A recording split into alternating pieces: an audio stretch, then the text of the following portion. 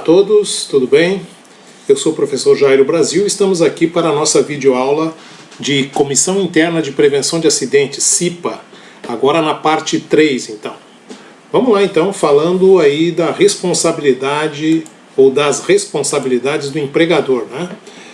Bom, o empregador, então, tem como responsabilidade principal proporcionar aos membros da CIPA, né, os meios necessários para o desempenho das suas atribuições, garantindo o tempo suficiente para a realização das tarefas, e é isso que o empregador então tem que fornecer aos membros da CIPA. Não adianta formar uma comissão internamente e não dar depois as condições devidas para o pessoal fazer o seu trabalho. Então essa, digamos assim, é uma das grandes responsabilidades e de atribuições do empregador. E as responsabilidades do empregado, então, né? São responsabilidades do empregado, por exemplo, participar da eleição de seus representantes.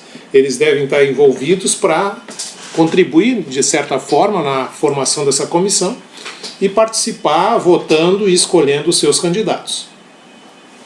Também diz a norma que os empregados devem colaborar com a gestão da CIPA, de forma a trazer ideias, trazer sugestões para a melhoria do ambiente de trabalho e também indicar à CIPA, ao empregador, situações de risco que representar, né, algum risco iminente e também apresentar sugestões para a melhoria das condições de trabalho. Ainda como responsabilidade, nós temos a observação e aplicação no ambiente de trabalho das recomendações quanto à prevenção de acidentes e doenças decorrentes do trabalho.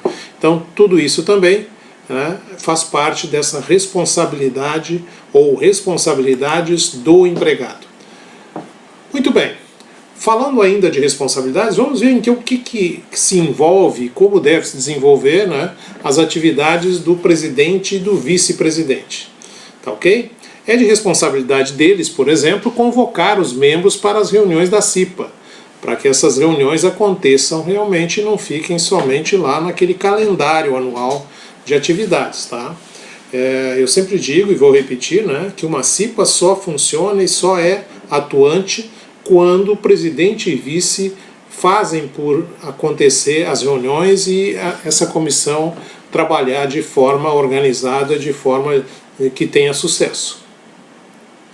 Também é atribuição do presidente e do vice coordenar as reuniões da CIPA, encaminhando o empregador as decisões da comissão, ou seja, tudo aquilo que foi decidido internamente encaminha para o empregador, né, como, digamos assim, decisões que foram tomadas em comum acordo entre representação do empregador e representação dos empregados. Manter o empregador informado sobre os trabalhos da CIPA, também coordenar e supervisionar as atividades de secretaria, que nós temos lá, como a gente viu inicialmente nas aulas anteriores, né? Nós temos um secretário e seu substituto, e também essa supervisão desse serviço de secretaria é por conta do presidente e do vice, são eles que fazem essa área funcionar. Também faz parte aí das atividades do vice, por exemplo, substituir o presidente nos seus impedimentos. Quando o presidente, porventura, não estiver, né, não é por isso que a comissão vai parar de funcionar. Então, o vice-presidente também tem essa atribuição de substituir o presidente.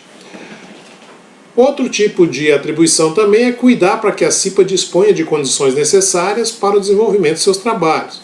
Então, também evitar, né, aquela coisa de estar cancelando reuniões, de estar deixando de tomar decisões para mais adiante, postergando as coisas, né?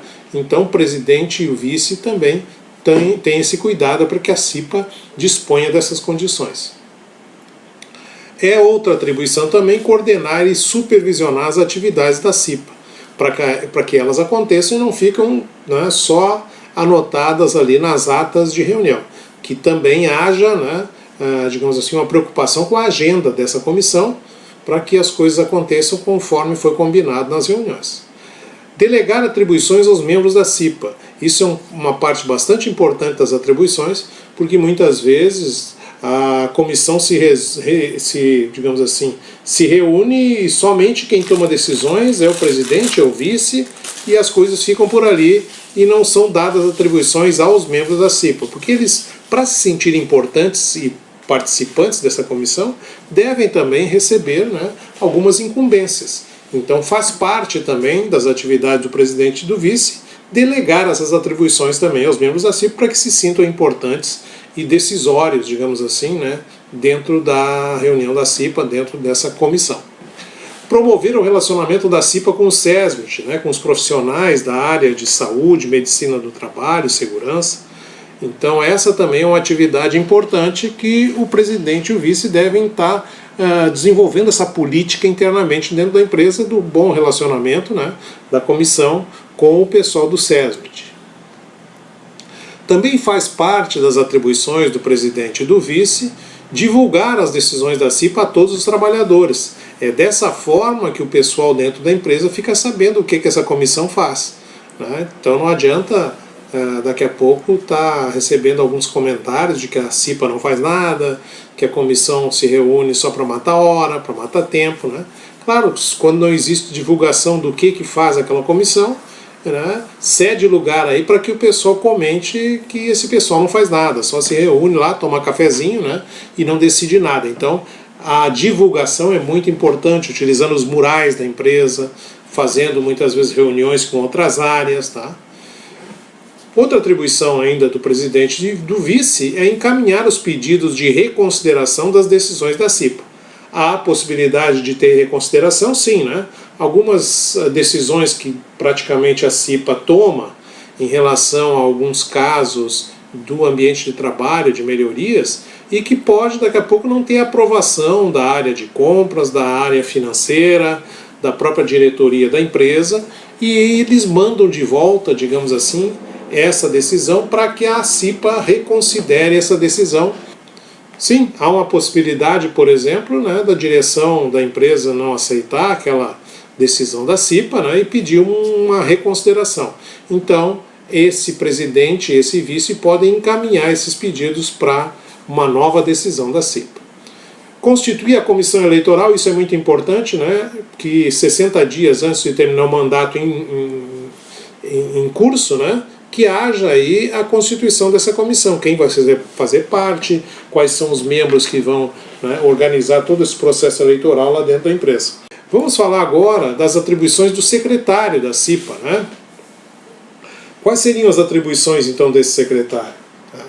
Acompanhar as reuniões da CIPA, e aí é sempre necessário se ter, né, o secretário ou a secretária fazendo ali o rascunho da ata, lendo a ata muitas vezes, né, a ata da reunião anterior para submeter a aprovação, encaminhar para o pessoal assinar, né, essa ata, se aprova ou se não aprova. Daqui a pouco se tem alguma restrição ao texto e quer melhorar o texto da ata anterior. Então isso faz com que o secretário seja parte importante das reuniões e esteja sempre presente.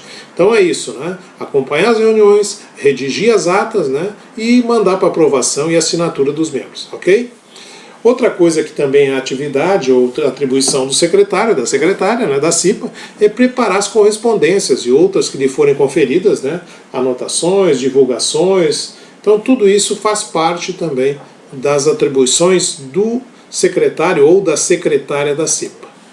Ok?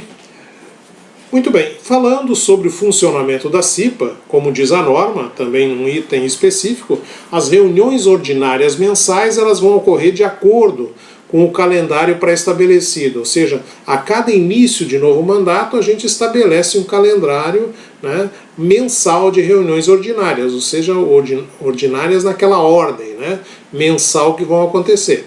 Muitas vezes se escolhe aí a primeira terça do mês, né, a última sexta-feira do mês.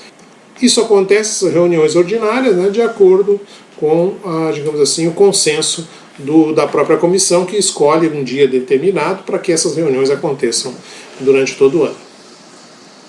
As reuniões ordinárias serão realizadas durante o expediente normal da empresa e em local apropriado, ou seja, não vai acontecer no final de semana, né, as reuniões não vão acontecer em feriado, não vão acontecer à noite.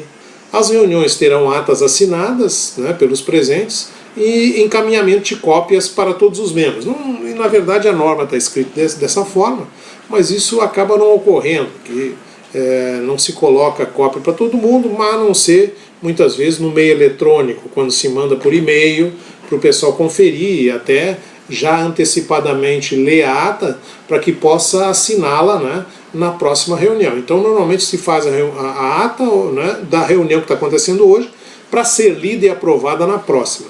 Tá ok? Funcionamento da CIPA também, as atas deverão ficar no estabelecimento à disposição da fiscalização do Ministério do Trabalho, e tem que ter realmente esse livro de atas, né, com páginas numeradas.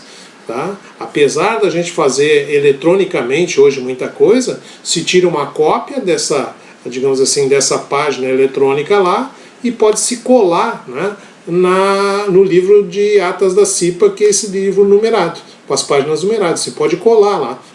As decisões da CIPA serão preferencialmente por consenso, e aí muitas vezes o consenso não acontece, né? Quando não há consenso, né, e quando não se consegue chegar pela negociação direta, né, para uma decisão, então se instala um processo de votação e se registra isso na ata. Né? Foram tantos a favor, tantos contra e tal. Então nesse processo de votação a gente também pode ter uma decisão. Né? Das decisões da CIPA, como eu falei anteriormente, caberá pedido de reconsideração. Não vou comentar mais isso aqui, porque a gente já falou anteriormente aí que há a possibilidade sim de um pedido de reconsideração. O pedido de reconsideração será apresentado à CIPA até a próxima reunião ordinária, quando será analisado, devendo o presidente e o vice efetivar os encaminhamentos necessários. Vamos falar agora, conforme está aí, né, da norma também, NR5, sobre as reuniões extraordinárias. Quando é que elas acontecem? Né? Elas acontecem em 3 momentos. Né? É possível acontecer em 3 momentos. Quando houver uma denúncia de situação de risco grave e iminente, né, lá dentro da empresa, que determine a aplicação de medidas corretivas de emergência. Então isso pode ser um motivo para se, digamos assim, conclamar uma reunião extraordinária. Quando acontecer ou ocorrer um acidente de trabalho grave ou fatal dentro da empresa, porque a CIPA também pode investigar as causas desse acidente, né? Ou quando houver uma solicitação expressa de uma das representações, seja a representação dos empregados, seja do empregador, né? Podem também solicitar uma reunião extraordinária para alguma coisa, algum assunto aí que seja emergencial. Tá ok? Muito bem. Sobre os membros da CIPA, né, vamos comentar algumas coisas a respeito dos membros da CIPA. O membro titular da CIPA perderá o mandato, e aí o pessoal pensa, né, que CIPA é estabilidade total. Não, ele pode perder o mandato sendo substituído pelo suplente quando faltar a mais de 4 reuniões ordinárias sem justificativa. Então isso pode acontecer, né? Tá? Pode perder o mandato, sim. A vacância definitiva, ou seja, né, digamos assim, a saída do cargo, né, ocorrida durante o mandato, será suprida por suplente, obedecida aquela ordem de colocação decrescente da eleição, no caso dos representantes dos empregados. Né? No caso do empregador, não, porque é indicado. Tá? Mas no caso, por exemplo, de suprir, né, uma vaga de repente deixada por um membro representante dos empregados, será apanhada, por exemplo, aquela sequência, né, que resultante da eleição, ok? E são esses que vão substituir, então, nessas vagas que sobram.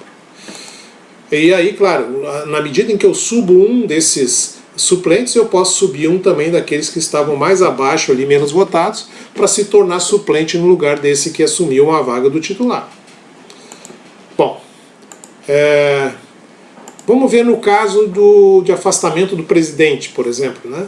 Se o presidente for afastado, o empregador, que é quem indica os representantes do empregador, né, ele vai substituir em 2 dias úteis esse presidente. Preferencialmente, né, indicando aqueles membros da CIPA que já faziam parte lá da representação do empregador.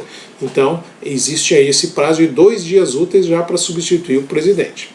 No caso de afastamento definitivo do vice-presidente, os membros titulares da representação dos empregados escolherão o substituto entre os seus titulares em 2 dias úteis também.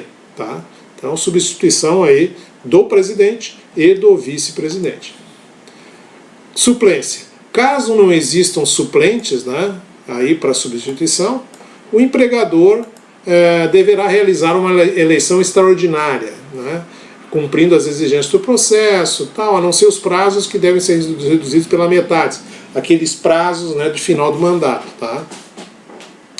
O mandato do membro eleito extraordinário, esse que, né, surgiu aí por conta dessa eleição extraordinária que teve que ser feita, ele deverá ser compatibilizado com os demais membros da comissão, ou seja, retomar aquele tempo, né, que já, digamos assim, já tem na sequência o mandato em si.